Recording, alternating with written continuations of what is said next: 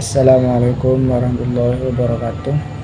Perkenalkan, nama saya Iqbal Maulana, Prodi PKPI Angkatan 2022 kelas A. Baik, di sini saya akan menjelaskan tentang peran dan fungsi teknologi informasi dalam BK. Peran teknologi informasi bimbingan konseling. Seperti kita ketahui bahwa saat ini bimbingan konseling belum dikatakan materi, sehingga tidak semua sekolah di Indonesia memberikan jam yang cukup untuk materi bimbingan konseling ini.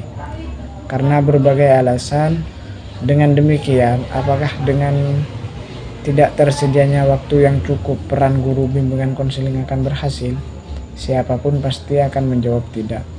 Dengan argumen apapun, jika waktu yang tersedia tidak cukup atau tidak sesuai seperti yang diharapkan, maka janganlah harap apa yang disampaikan bisa mengenai sasarannya.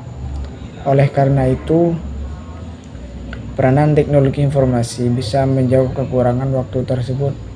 Aplikasi teknologi informasi dalam bimbingan konseling dapat memberikan informasi kepada klien tentang apa yang dibutuhkannya. Selain itu, sarana yang diberikan oleh teknologi informasi itu sendiri memungkinkan antar pribadi atau kelompok yang satu dengan pribadi atau kelompok lainnya dapat bertukar pikiran. Teknologi informasi pun dapat meningkatkan kinerja dan memungkinkan berbagai kegiatan untuk dilaksanakan dengan cepat, tepat, dan akurat, sehingga pada akhirnya akan meningkatkan produktivitas kerja konselor itu sendiri. Sebagai salah satu profesi yang memberikan layanan sosial atau layanan kemanusiaan, maka secara sadar atau tidak keberadaan profesi bimbingan konseling berhadapan dengan perubahan realitas, baik yang menyangkut perubahan pemikiran, persepsi, demikian juga nilai-nilai. Perubahan yang terus-menerus terjadi dalam kehidupan mendorong konselor untuk mengembangkan pemahaman dan penerapannya dalam perilaku serta keinginan untuk belajar. Dengan diikuti kemampuan untuk membentuk siswa memenuhi kebutuhan yang serupa, layanan bimbingan dan konseling menjadi sangat penting karena langsung berhubungan langsung dengan siswa. Hubungan ini tentunya akan semakin berkembang pada hubungan siswa dengan siswa lain, guru dan karyawan, orang tua atau keluarga, dan teman-teman lain selanjutnya bagaimana pengaruhnya dengan pembelajarannya di sekolah, sosialisasi dengan teman saudara baik di sekolah dan di rumah, dan tentu saja dengan prestasinya di bidang akademik dan non-akademik. Dukungan layanan ini dapat diperoleh dari tersedianya data yang akurat yang seperti untuk saat ini sangat tepat apabila data tersebut didapatkan dari sistem komputasi.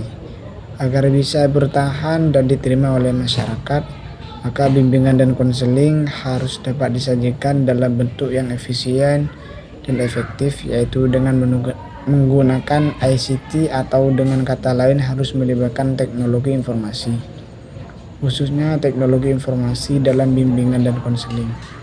Penggunaan ICT dalam konseling mengarah pada pengembangan media konseling. Selain dapat dilakukan melalui tatap muka, konseling dapat dilakukan secara jarak jauh. Beberapa di antaranya sebagai berikut. 1. Konseling melalui telepon, konseling berbantuan komputer, konseling melalui internet. Selanjutnya, fungsi teknologi informasi dalam bimbingan konseling. Teknologi informasi dalam bimbingan konseling memiliki beberapa fungsi, terutama komputer dan internet. Di antaranya, 1. Mempermudah konselor dalam menyusun, mencari, dan juga mengolah data. 2. Menjaga kerahasiaan suatu data, karena dengan teknologi memungkinkan untuk mengunci dan tidak sembarang orang dapat mengaksesnya. 3. Membantu individu maupun kelompok untuk dapat berkomunikasi dengan lebih mudah dan relatif murah dalam pelaksanaan konseling. 4. Memberikan kesempatan kepada individu untuk berkomunikasi lebih baik dengan menggunakan informasi yang mereka terima tanpa perlu bertemu secara fisik. 5.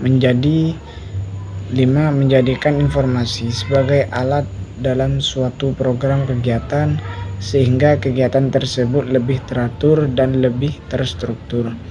Mungkin itu saja yang dapat saya sampaikan, kurang dan lebihnya saya mohon maaf. Wassalamualaikum warahmatullahi wabarakatuh.